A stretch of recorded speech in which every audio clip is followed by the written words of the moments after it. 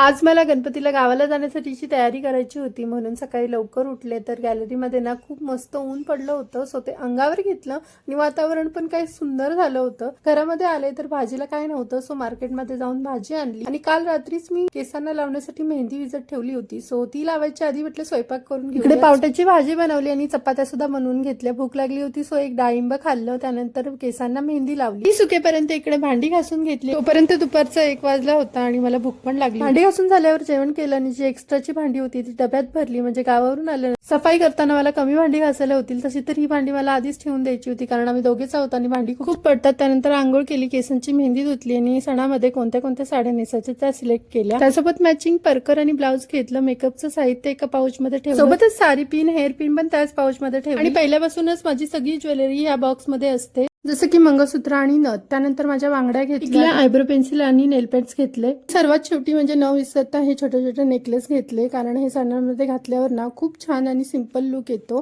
Traditional look येतो. आणि मला या बॅगेमध्ये सगळं बसवायचं होतं, पण तिच्याकडे बघून मला वाटत होतं की यामध्ये तर माझं काही बसणारच नाही.